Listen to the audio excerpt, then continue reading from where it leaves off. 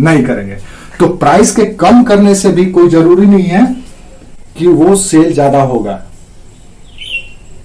तो इस तरह से प्राइस लेवल पे स्टडी, कीमत के माध्यम से जब यूनिट का अध्ययन किया जाता है तो उसको माइक्रो में अध्ययन किया जाता है, और जब उसको राष्ट्र के स्तर पर उसका क्या आउटकम निकला, तो राष्ट्र के स्तर पे हम क्या देखेंगे, राष्ट्र का इनकम, यही ना देखेंगे कि राष्ट्र को, पूरे देश को कितना आय हुआ। आप कोई भी बिजनेस करते हैं, कोई भी काम करते हैं, या कोई भी किसी भी तरह का एक्टिविटी करते हैं, तो उसके लिए आप परिणाम के लिए, परिणाम सोच करके ही करते हैं। आप ईश्वर की भी आराधना करते हैं, ईश्वर को अगरबत्ती दिखाते हैं, मंदिर जाते हैं, तीर्थाटन करते हैं, इसलिए करते हैं ताकि आपको कुछ सकारात्मक परिणाम मिले, ईश्वर की कृपा आप पे बनी रहे, आप खुशहाल रहे, आपको मनोवांछित फल मिले, आपको नौकरी लग जाए, आपके बेटे की नौकरी लग जाए, आपके हस्बैंड स्वस्थ रहे। ये सब कुछ कामना करके ही हम जाते हैं तीर्थाटन करने या मंदिर में पूजा करने के लिए। तो ये जो हम एक्टिविटी कर रहे हैं ये माइक्रो में, और इसका जो परिणाम आया ये मैक्रो में। यानी कि कीमत, अगर यूनिट लेवल पे देखें तो कीमत के फ्लक्चुएशन से राष्ट्र को क्या प्रभाव पड़ रहा है, यानी राष्ट्र का प्रभाव देखने जाएंगे तो क्या देखेंगे, राष्ट्रीय है। आप किसी भी राष्ट्र की अर्थव्यवस्था को देखेंगे तो कैसे देखेंगे, मान लो पूरे देश की इकोनॉमी को हमको देखना है, हम इकोनॉमी के महारत हासिल नहीं है, हम इकोनॉमी के स्पेशलिस्ट नहीं है, स्कॉलर नहीं है, एक्सपर्ट नहीं है, तो हम किसी देश की अर्थव्यवस्था को समझना चाहेंगे या देश की स्थिति को समझना चाहेंगे तो क्या देखेंगे, देखेंगे भैया इसका राष्ट्रीय आय कितना है, कितना हर साल इसके पास अब पैसा आता है, कितना बड़ा इसका जीडीपी है, कितना लोगों को रोजगार मिलता है, यही सब देखेंगे ना। अगर हम प्योर इकोनॉमिस्ट होंगे तो, अर्थशास्त्री, अगर हम सामान्य लोग होंगे तो यही सब देखेंगे, बस इतना ही देखेंगे। हम उस सूक्ष्म लेवल पर नहीं करने जाएंगे कि उसमें क्या क्या घटना घट रहा है, क्या नहीं घट रहा, उससे कोई मतलब नहीं। हम अमेरिका को जाते हैं देखने के लिए तो क्या देखते हैं, देखते हैं यार वहां के लोगों की पर मंथ इनकम एकदम मिनिमम वेज जो है पर मंथ 2 लाख रुपया है। हमारे यहाँ मिनिमम वेज आज भी 5,000 रुपया है। लोग 5,000 रुपया कमा करके खुश रहते हैं, वहां पे 2 लाख रुपया कमाते हैं, इसीलिए वो विकसित है, इसीलिए वो संपन्न देश है। तो राष्ट्रीय आय से आपके माइक्रो इकोनॉमिक्स या माइक्रो यूनिट कैसे काम करता है, कैसे काम कर रहा है, और उस काम करने के फलस्वरूप क्या परिणाम आ रहा है, वो हमको पता चलता है। ठीक है।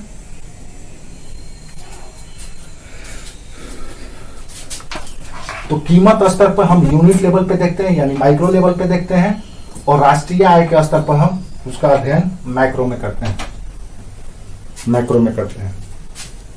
समझ में आया?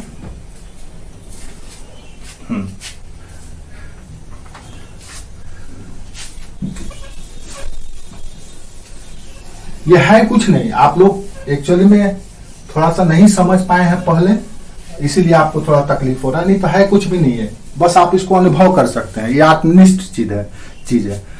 ये जो है माइक्रो मैक्रो का भेद, ये आत्मनिष्ठ चीज है। जैसे हम ऐसे इसको एक उदाहरण से समझ लेते हैं। मान लीजिए हम हैं पंकज हैं, पंकज के हर दिन के लाइफ में वो क्या खाते हैं,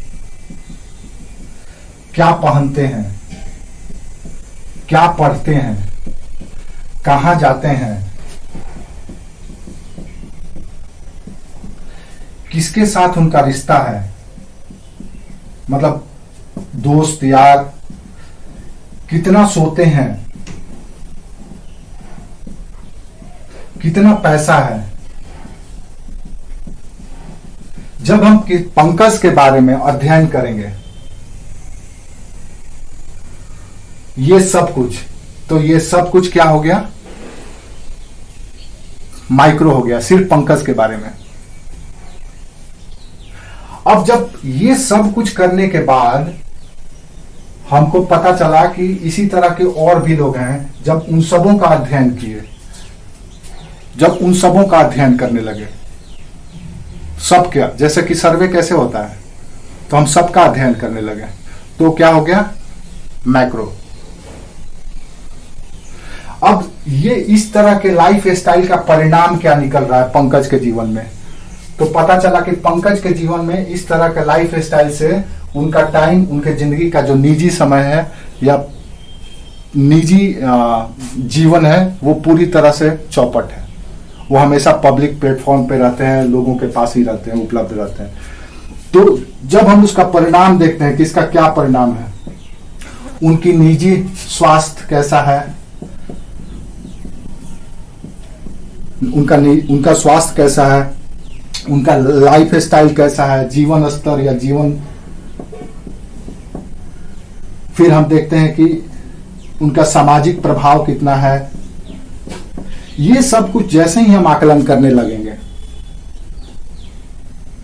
तो पंकज के लेवल का ये मैक्रो इकोनॉमिक्स हो जाएगा। लेकिन और लोगों का भी इसी तरह का जब प्रभाव देखने लगेंगे तो वो भी मैक्रो हो जाएगा। समझ में आया? ये सब से हम अध्ययन किया। माइक्रो में आप इसका भी अध्ययन कर सकते हैं कि किसके साथ उनका रिश्ता है, पंकज का किसके साथ रिश्ता है, सिर्फ यही स्टडी कर रहे हैं तो माइक्रो है। लेकिन उस रिश्ते से पंकज के जीवन पर क्या प्रभाव पड़ रहा है, क्या परिवर्तन आ रहा है, जब उसका अध्ययन करने लग रहे हैं तो मैक्रो है। पंकज के लेवल पे वो मैक्रो हो गया। हाँ, परिणाम पंकज के लेवल पे जब आप परिणाम देख रहे हैं तो पंकज के लिए वो मैक्रो हो गया। लेकिन जब पंकज की तरह एक पंकज यहां है, एक पंकज यहां है, P2, P3, P4, P5, जब ये सब का स्टडी करने लगे, पूरे देश के पंकज का स्टडी करने लगे तो हो गया मैक्रो। पूरे देश के पंकज का परिणाम क्या निकल रहा है वो हो गया मैक्रो। तो इंडिविजुअल लेवल पे भी जब परिणाम का अध्ययन कर रहे हैं तो इंडिविजुअल लेवल का वो भी मैक्रो हो गया। लेकिन हम वहां पे उसको मैक्रो इसलिए नहीं कर रहे हैं क्योंकि मैक्रो का अध्ययन करते समय हम पूरे देश का अर्थव्यवस्था का अध्ययन करते हैं इकोनॉमिक्स में, और माइक्रो लेवल पे सिर्फ और सिर्फ यूनिट का अध्ययन करते हैं। ठीक है? हाँ, इसको बस आत्मनिष्ठ करने वाला चीज है। आप इसको कितना अपने तरीके से अनुभव करते हैं, फील करते हैं। फील कर लेंगे तो समझ में आ जाएगा माइक्रो मैक्रो कुछ नहीं है। इसको जैसे चाहेंगे वैसे आप एक्सप्लेन कर सकते हैं। लगता यही है कि क्या है क्या नहीं है। एक हम मान लो कोई कंपनी का, अब इसी से आप समझ सकते हैं। मान लो हम पंकज के खाने के स्टाइल के बारे में अध्ययन कर रहे हैं। अब ये खाने का स्टाइल है तो खाने के स्टाइल में क्या खाते हैं, नॉन वेज खाते हैं कि वेज खाते हैं, वेज में क्या खाते हैं, नॉन वेज में क्या खाते हैं, ये स्टडी करने लगे तो ये सब माइक्रो है। हम सिर्फ पंकज के खाने का पैटर्न पर स्टडी कर रहे हैं, ये सब माइक्रो है। हम पूरे भारत के पंकज के खाने का अध्ययन करने लगे तो वो हो गया मैक्रो। समझ में आया? हाँ, तो माइक्रो मैक्रो यही है। क्या लिखे थे?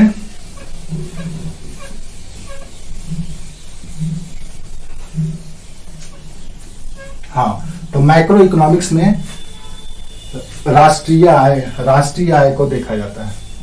राष्ट्रीय आय के बारे में अध्ययन किया जाता है क्योंकि राष्ट्रीय आय कैसे बना है, प्रति व्यक्ति आय से ही बना है, पूरे देश की आय से ही बना है राष्ट्रीय आय। हाँ, नेक्स्ट,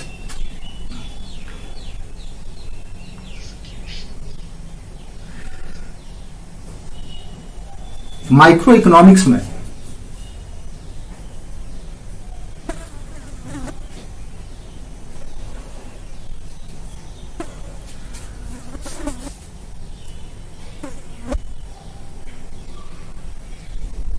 आंशिक संतुलन देखा जाता है। माइक्रो इकोनॉमिक्स में आंशिक संतुलन देखा जाता है। आंशिक, माइक्रो इकोनॉमिक्स में आंशिक संतुलन देखा जाता है। तो इसमें समग्र संतुलन देखा जाता है। इस टर्म को समझे आप लोग। इसमें आंशिक संतुलन देखा जाता है, माइनर इक्विलिब्रियम देखा जाता है यूनिट लेवल पे, और इसमें समग्र संतुलन देखा जाता है पूरे अर्थव्यवस्था लेवल पे कि बैलेंस है कि नहीं सब कुछ। तो इसको कैसे समझेंगे हम? थोड़ा सा आप बताइए तो हम समझ जाएंगे। अगर हम कहें कि आंशिक संतुलन देखना है और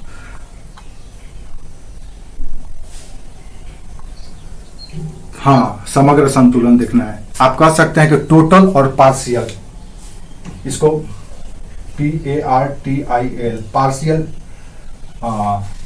इक्विलिब्रियम देखना है और इसमें टोटल इक्विलिब्रियम देखना है। तो कैसे देखेंगे, इसमें क्या देखते हैं?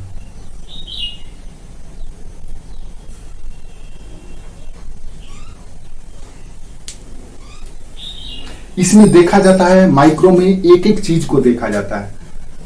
एक यूनिट है, यूनिट में प्रोडक्शन हो रहा है, डिस्ट्रीब्यूशन हो रहा है, एम्प्लॉयमेंट जनरेशन हो रहा है, सब कुछ हो रहा है, रेवेन्यू जनरेट हो रहा है, सब कुछ हो रहा है। तो मान लो प्रोडक्शन हो रहा है, तो प्रोडक्शन अगर प्रॉपर हो रहा है तो कौन कौन से ऐसे फैक्टर हैं जिसके वजह से प्रोडक्शन प्रॉपर तरीके से चल रहा है, और कौन से फैक्टर अगर डिस्टर्ब हो जाए तो प्रोडक्शन पे असर पड़ सकता है। मान लो सपोज हम ये मार्कर बना रहे हैं, अब मार्कर बनाने के लिए हमारे पास जो जो कंपोनेंट चाहिए, जो जो घटक चाहिए, पता चला इसके लिए फाइबर चाहिए, इसके लिए कलर चाहिए, इसके लिए स्पंज चाहिए, इसके लिए लिक्विड चाहिए, ये सब कुछ चाहिए। इसके लिए आप कह सकते हैं कि स्टोव चाहिए गलाने के लिए, इसके लिए फ्रेम चाहिए, ये सब कुछ चाहिए, लेबर चाहिए। तो पता चला कि ये सब कुछ प्रॉपर हमको मिल रहा है कि नहीं मिल रहा है। मार्कर के लिए हम देख रहे हैं कि यार मार्कर का प्रोडक्शन अगर प्रॉपर तरीके से हो रहा है तो इसका मतलब ये सारे के सारे कंपोनेंट या घटक समय समय पर इसको पूर्ति किया जा रहा है। लेकिन ये पता चला कि यार इस महीने मार्कर का प्रोडक्शन कम हो गया है। क्यों भाई? क्योंकि कलर ही नहीं आया है, कलर की कमी हो गई है। तो जैसे ही हम अब सिर्फ कलर के बारे में अध्ययन करने लगे, क्यों नहीं मिला कलर, कहां से आता है कलर, क्या कलर का प्राइस बढ़ गया या कलर का परिवहन नहीं किया गया, कलर का आयात नहीं किया गया, कलर का क्या दिक्कत हो गया, कलर उत्पादन में कहीं कोई दिक्कत तो नहीं हो गया है। तो जब आप उस लेवल पे, एक यूनिट लेवल पे, एक यूनिट का एक पार्टिकल या एक कंपोनेंट पर अध्ययन करने लगते हैं तो वो कहलाता है माइक्रो इकोनॉमिक्स। अब समग्र रूप से जब आप इसका अध्ययन करने लगे पूरे राष्ट्र के स्तर पर कि उत्पादन बना हुआ है कि नहीं बना हुआ है, जितना मार्केट में डिमांड है और जितना सप्लाई है, क्या ये दोनों के बीच में संतुलन है? पता चला कि डिमांड जितना है, 100 डिमांड है तो मार्केट में 110 सप्लाई है, तो इसका मतलब संतुलन बना हुआ है। ये अध्ययन करते हैं। पता चला भैया 100 यहां पे डिमांड है और मार्केट में सप्लाई यहां पे 50 है, तो इसका जब स्टडी करने लगे कि क्यों अनबैलेंस हुआ, क्यों अनबैलेंस हो गया है, तो मैक्रो में यानी कि संतुलन और असंतुलन का अध्ययन पूरे राष्ट्र के स्तर पर जब हम करते हैं तो मैक्रो में आता है। और जब आंशिक संतुलन और असंतुलन का अध्ययन करते हैं यूनिट लेवल पे तो वो माइक्रो में आता है। समझ में आया? जैसे आपका बॉडी को एक समझ लो ऐसे,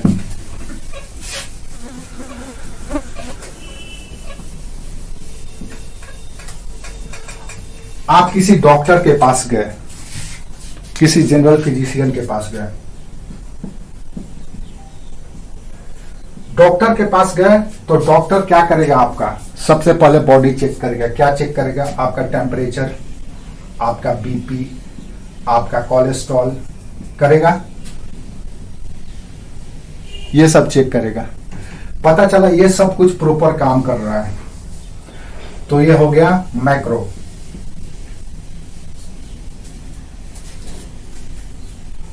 संतुलन देख लिया आपका बॉडी का, ये सब कुछ से। तो अब इसको टेम्परेचर को मान लो तुम जीडीपी, बीपी को मान लो नेशनल इनकम, ये क्या था? कोलेस्ट्रॉल को मान लो एम्प्लॉयमेंट। पता चला कि ये सब कुछ बैलेंस है, ठीक ठाक है, तो इसका मतलब है आप बैलेंस इकोनॉमी में है। माइक्रो इकोनॉमिक्स का अध्ययन हो गया, माइक्रो इकोनॉमिक्स अच्छा काम कर रहा है। पता चला भैया यहाँ पे जीडीपी का हालत बड़ी बुरा है, ग्रोथ रेट कम है। होना पिछले साल ग्रोथ रेट था 2% या 8% था पिछले साल का ग्रोथ रेट। इस साल ग्रोथ रेट देखा गया कि भाई 5% है। तो आप इस लेवल पे भी इन्फेक्शन करेंगे कि यहां पे तो कोई कमी नहीं हो गया है। पूरे देश का जितने भी जीडीपी में योगदान देने वाला क्षेत्र है, प्राइमरी, सेकेंडरी और टर्शियरी, इन तीनों को देखेंगे कि भैया इन लोगों में क्या कमी है जिसके वजह से जीडीपी में कमी आ गया है, ग्रोथ रेट में कमी आ गया है। तो यह हो गया माइक्रो। अब पता चला क्या कि जीडीपी में कमी का कारण यह है कि हमारा जो सेकेंडरी सेक्टर है, इंडस्ट्री या मैन्युफैक्चरिंग सेक्टर है, विनिर्माण का क्षेत्र, उसमें कहीं ना कहीं कमी है। तब इसको बॉडी लेवल पे डॉक्टर कैसे चेक करेगा? पता चला कि भैया आपका जो टेम्परेचर है या बीपी है, सपोज बीपी है, बीपी आपका इसलिए बढ़ा हुआ है क्योंकि आपका किडनी प्रॉपर तरीके से काम नहीं कर रहा है। किडनी पे असर, किडनी को जोर लगाना पड़ रहा है। लंग्स प्रॉपर काम नहीं कर रहा है। तो क्यों नहीं काम कर रहा भाई, देखना होगा।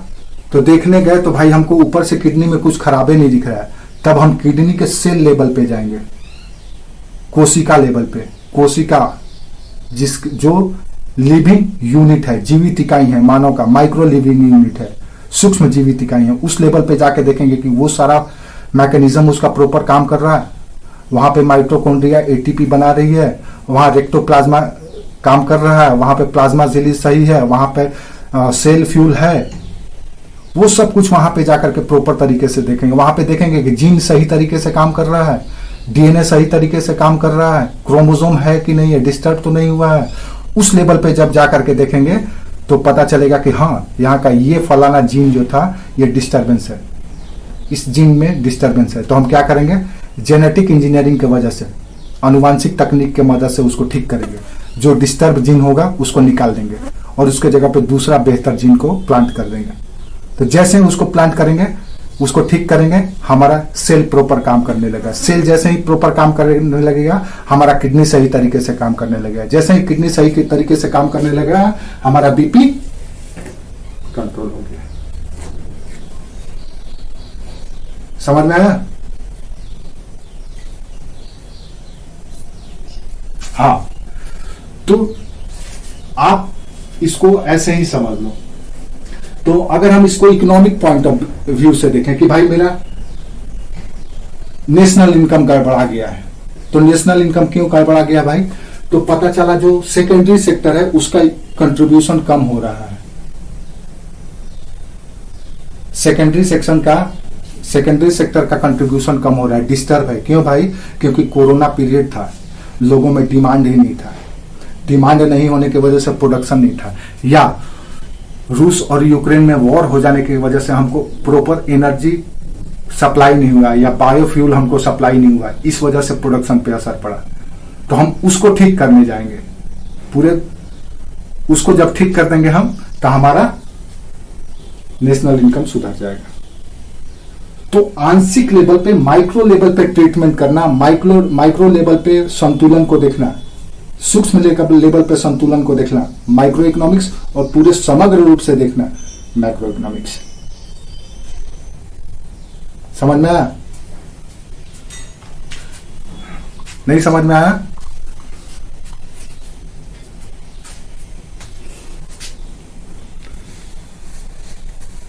इतना गर्मी है, बहुत गर्मी है। आप लोग का पंखा चालू करके बैठे होंगे, क्या है?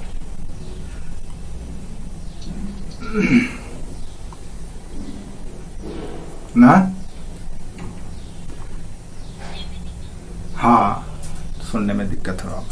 तो ये है माइक्रो और मैक्रो का कॉन्सेप्ट, आप समझ गए। तो आप लिख लो आप क्या होता है माइक्रो इकोनॉमिक्स, ये तो अंतर समझ लिए। और माइक्रो इकोनॉमिक्स को पूरी तरह से समझ लो। Next macro economics. Macro economics या समग्र अर्थशास्त्र, हिंदी में इसको कहा जाता है समग्र या समष्टि अर्थशास्त्र। समष्टि नहीं, अब वो तो जो अलग था, भेद था, वो तो हम लोग कर लिए, वो हो गया, आप वो कंप्लीट हो गया। 4-5 पॉइंट था, उससे आप अंतर समझ लिए। अब ये क्या होता है, हाँ इसका डेफिनेशन क्या है ये आप देख लीजिए। समष्टि अर्थशास्त्र या मैक्रो इकोनॉमिक, इसको मैक्रो कहा जाता है। MSc, हाँ MSCRO, मैक्रो। माइक्रो, मैक्रो, इसके अंतर्गत किसी भी अर्थव्यवस्था का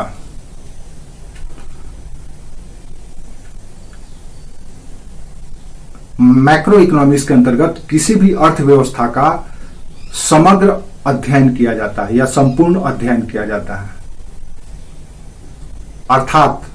अर्थात इसके अंतर्गत अध्ययन का दृष्टिकोण परिमाणात्मक होता है, परिमाणात्मक होता है। अध्ययन का दृष्टिकोण परिमाणात्मक होता है या क्वांटिटेटिव होता है।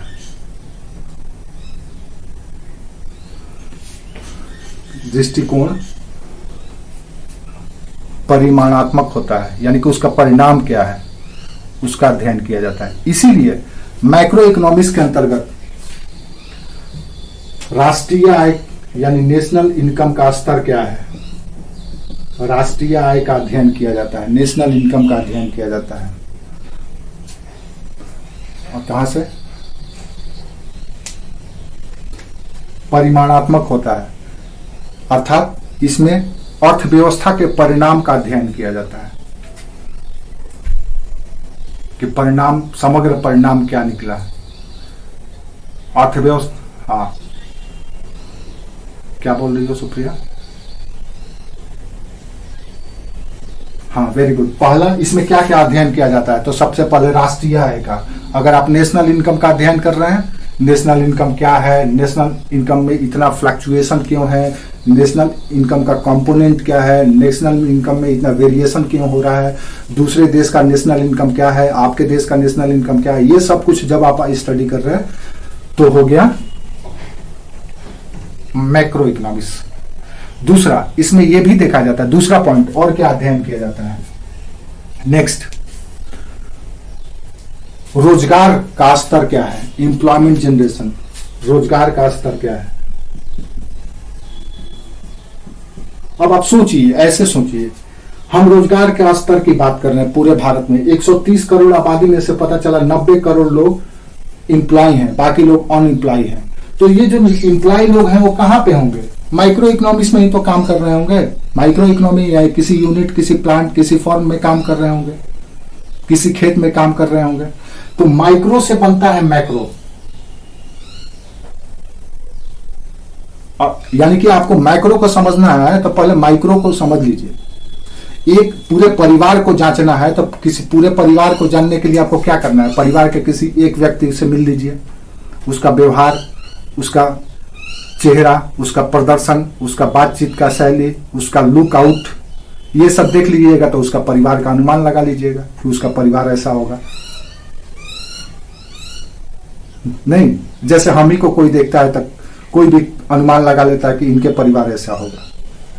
पहले एक थोड़ा सा ऐसे ही आपको बता देते हैं। पहले जब विवाह होता था लड़के लड़की का तो लड़कियों को दिखाया नहीं जाता था। शादी हो जाने के बाद उसकी किस्मत में जैसी लड़की आनी होगी उसको, उसकी किस्मत है, वो अपना देखता था शादी के बाद। तो कैसे अनुमान लगता था कि वो लड़की कैसी होगी? तो उसके परिवार का भाई को देखा जाता था, उसके पिता को देखा जाता था। भाई देखने में सुंदर है, बात व्यवहार अच्छा है, कलर फेयर है या जैसा भी है, तो देख करके लोग अनुमान कर लेते थे कि बहन भी तो ऐसे ही ना होगी। अब क्या है कि अब तो हम लोग फोटो देखते हैं, बातचीत करते हैं, पता नहीं क्या क्या करने के बाद फिर विवाह करने का निर्णय लेते हैं। उससे पहले ये नहीं था। तो आपको माइक्रो में एक यूनिट के अध्ययन से आप समग्र अध्ययन नहीं करते हैं माइक्रो में, और माइक्रो में एक यूनिट का अध्ययन करते हैं। तो इसमें हम रोजगार का स्तर देखते हैं कि माइक्रो में माइक्रो का क्या प्रदर्शन है, तो इसका पता हमको चल जाता है कि रोजगार के स्तर से। तो रोजगार का स्तर देखते हैं, फिर इसमें क्या देखते हैं कि बचत दर क्या है, सेविंग। हाँ, तीसरा देश का बचत,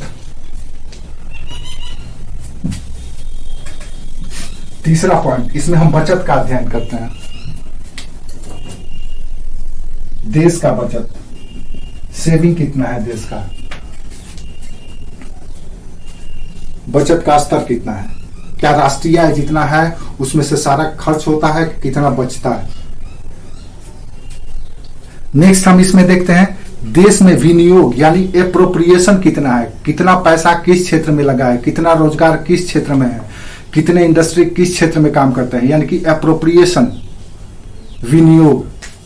नेक्स्ट देखते हैं विनियोग, यानी कि संसाधनों का यूटिलाइजेशन किस क्षेत्र में कितना कितना किया जाता है, चाहे वो पैसा हो, चाहे टेक्नोलॉजी हो, चाहे लेबर हो, चाहे कोई भी हो, जितने भी रिसोर्सेज हैं उसका हम देखते हैं कि अप्रोप्रिएशन कितना है, किस क्षेत्र में कितना लगा है। जब वो अध्ययन करते हैं तो मैक्रो में आता है। ठीक है। इन्फ्लेशन, मुद्रास्फीति या कीमत स्तर आप कह सकते हैं, मुद्रास्फीति का जब अध्ययन करते हैं, मुद्रास्फीति क्या है, मुद्रास्फीति क्या है, किसी भी इकोनॉमी का ये थर्मामीटर है।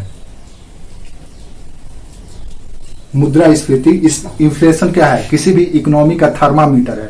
डाल दीजिए, पता चल जाएगा। 93 degree Fahrenheit, 93 degree Fahrenheit temperature है कि 103 डिग्री फ़ारेनहाइट, 103 डिग्री फ़ारेनहाइट पे पहुंचा हुआ है। तो जितना ज्यादा इन्फ्लेशन होगा इकोनॉमी उतना ही डेंजर जोन में चलते चले जाएगा। इकोनॉमी, याद रखिए, टेम्परेचर बिलो भी नहीं होना चाहिए और टेम्परेचर हाई भी नहीं होना चाहिए, बैलेंस होना चाहिए। हमारे संस्कृत में एक टर्म है, अति सर्वत्र वर्जयत। अति हमेशा प्रतिबंधित है, यानी कि नुकसानदेह होता है, मना किया जाता है। तो टेम्परेचर हाई भी नहीं होना चाहिए, टेम्परेचर लो भी नहीं होना चाहिए, बैलेंस होना चाहिए। इसी बैलेंस को अपना करके बौद्ध धर्म विश्व का सबसे महान धर्म बना हुआ है, लोकप्रिय धर्म बना हुआ है। क्यों? क्योंकि वो मध्यम मार्ग लेकर के चलता था, न तो ज्यादा लिबरल था, न तो ज्यादा हाइपोक्रेट्स था, न तो ज्यादा उदारवादी था, न तो ज्यादा रूढ़िवादी था। दोनों का समग्र मिश्रण या समांग मिश्रण की तरह था बौद्ध धर्म। इसीलिए बौद्ध धर्म आज सबसे ज्यादा लोकप्रिय है। भले वो किसी भी धर्म का हो, लेकिन जब उदाहरण देने की बात आती है या सोच की बात आती है, मानवता की बात आती है, तो बौद्ध धर्म का उदाहरण देता है। तो इन्फ्लेशन का जब अध्ययन करते हैं आप, मुद्रास्फीति का, तो मुद्रास्फीति से आपका पूरे कीमत स्तर का पता चल जाता है, प्राइस स्ट्रक्चर का पता चल जाता है, माइक्रो लेवल से लेकर के मैक्रो लेवल तक। तो इन्फ्लेशन, ये सब हमारा एक अलग टॉपिक ही है, ये सब हमको पढ़ना है, सिलेबस में अलग से टॉपिक है। अभी तो हम सिर्फ ये समझ रहे हैं कि माइक्रो मैक्रो है क्या, उसके बाद फिर हम लोग अपना अपना अलग अलग चैप्टर पढ़ेंगे। ठीक है। नेक्स्ट हम लोग पढ़ेंगे, इसमें पढ़ते हैं इकोनॉमिक ग्रोथ एंड डेवलपमेंट। इन सबों का परिणाम होता है, इन सबों का रिजल्ट है ग्रोथ एंड डेवलपमेंट, विकास, समृद्धि और विकास। इसी के लिए तो ये सब तमाशा कर रहे हैं हम लोग, राष्ट्रीय आय, रोजगार, बचत, विनियोग, मुद्रास्फीति, ये सब इसी को हासिल करने के लिए कर रहे हैं, ग्रोथ और डेवलपमेंट,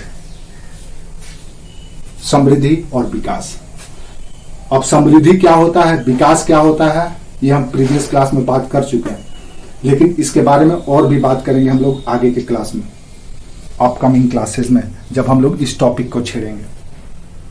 अब समृद्धि से ही काम नहीं चलता है, अब ग्रोथ पे ध्यान दिया जा रहा है। ठीक है। तो ये सब कुछ माइक्रो में की अध्ययन किया जाता है। एक और चीज लिख लो, माइक्रो, नेक्स्ट पॉइंट लिख लो। ये लिखने के बाद आगे 1936 में जॉन मिनार्ड, 1936 में जॉन मिनार्ड कीन्स महोदय ने, जॉन मिनार्ड कीन्स, लिख रहे हैं एक minute.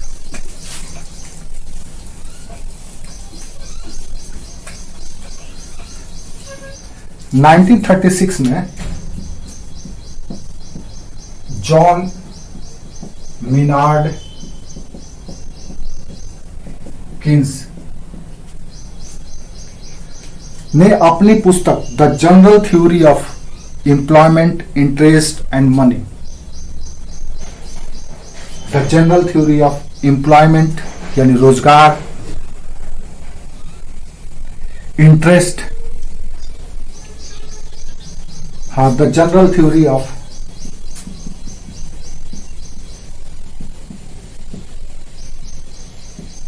Employment, interest, the general theory of employment, interest and money.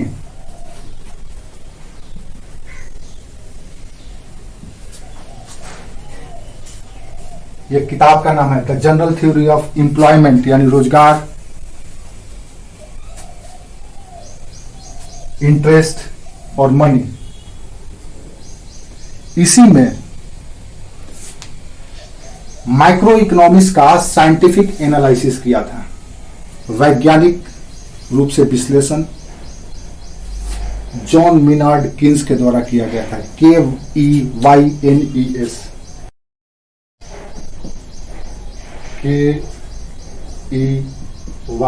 KEYNES, Keynes विश्लेषण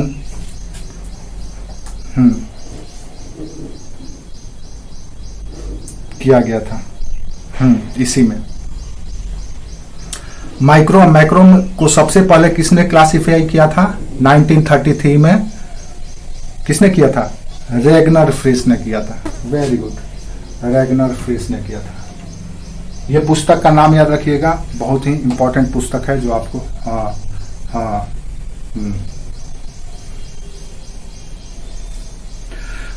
मैक्रो इकोनॉमिक्स के अंतर्गत, नेक्स्ट पॉइंट, मैक्रो इकोनॉमिक्स के अंतर्गत आर्थिक जीवन के सभी आयामों का अध्ययन किया जाता है।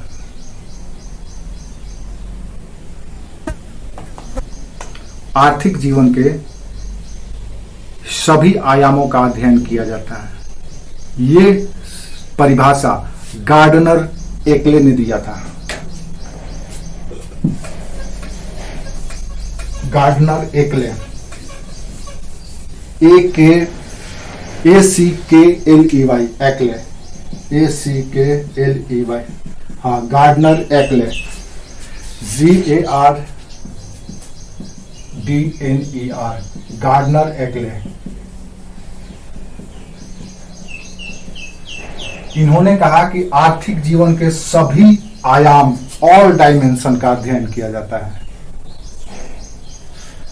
In the macroeconomics,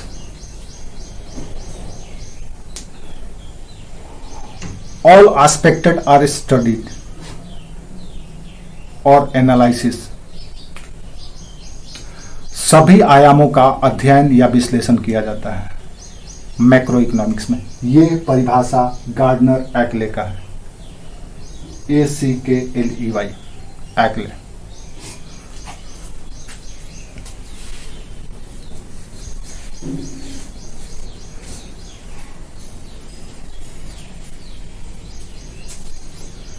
ठीक है।